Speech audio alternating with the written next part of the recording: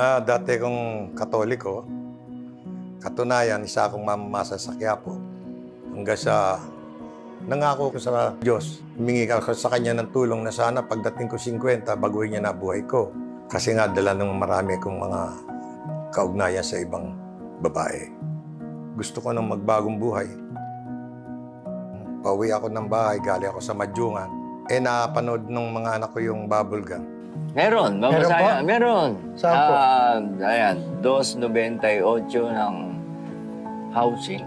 Tapos nung medyo parang naisip siguro nung anak kong panganay na ilipat doon sa programa ni Brother Eli dahil doon daw ginaya yun. Di napanood ko nga. Payag ang Diyos doon. Papatungkol mo sa Kanya eh. Kahoy itong niluluran mo, niyayakap mo. Nagalit ako. Di ba? Sabi ko, kala mo kung sino itong napakagaling na taon to. Nung pinapakita sa TV, yung Deuteronomio 5:7 hanggang 9. Kaya hindi ko makakalimutan yan. Diyan ako nagsimulang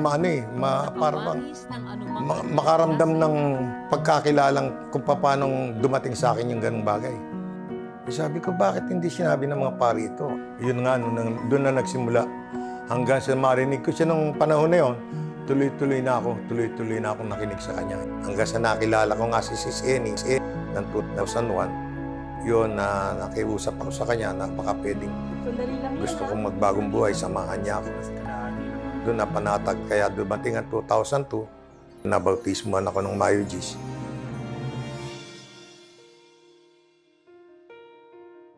Ngayon, nung bandang huli, nag-aaway na nga kami ni Sis Eni hanggang sa dadating siya, magsasalita siya ng hindi maganda. Ang hirap kasi sa'yo, puro ka na ng Suryano. Parang hindi ko na rin kaya, napuno na rin ako. Sinabihan ko siya. Kung ganito rin lang pagsasama natin dahil sa ginawa ko. Kasi ang aral sa akin, ang turo sa amin eh. Di bali kang walang asawa, huwag ka lang mawalan ng Diyos. Nag-isip siya noon. Sabi ko, ganito na lang gawin natin. Hindi mo muna subukan magpa-doktrina. Kung may makikita kang mali sa sasabihin ni Brad Eli sa doktrina, sabihin mo sa akin, sa oras na yun, bababa ako, aalis ako. Di pumayag siya. Nung panahon na natapos niya ang doktrina, sabi niya, tapos na ang doktrina. May nasabi ba si Brad Eli na mali o bagay na maaari mong ibutas sa kanya?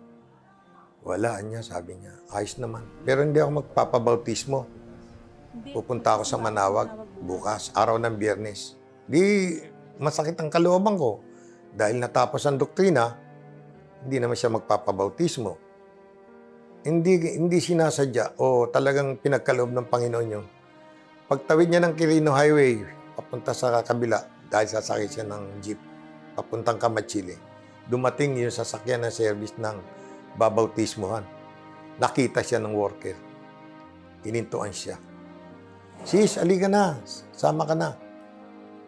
Sumakay po siya. Nung nakauwi na siya, sabi niya, nabautismohan ako. Di umiyak siya. Di yapos niya ako. Sabi niya, patawad. Hindi ko alam na ganun pala kasarap ang mailubog sa bautisaryo. Patawad, sabi niya.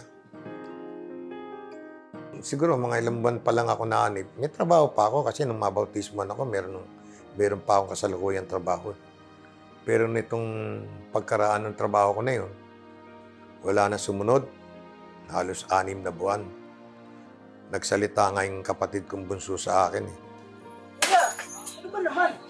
6 na buwan na, wala pa rin tayong trabaho. Gutom na pamilya mo, tsaka pamilya ko. Kung kailan naman nasa dating tanda, saka pa tayo nagkakaganito. Yung oras na yun, pagtalikod ng kapatid ko, pumasok ako sa loob ng bahay, nanalangin ako. Turo naman sa atin, sa igatuhod lang. Pagtayo ko, Brad, nagring ang telepono.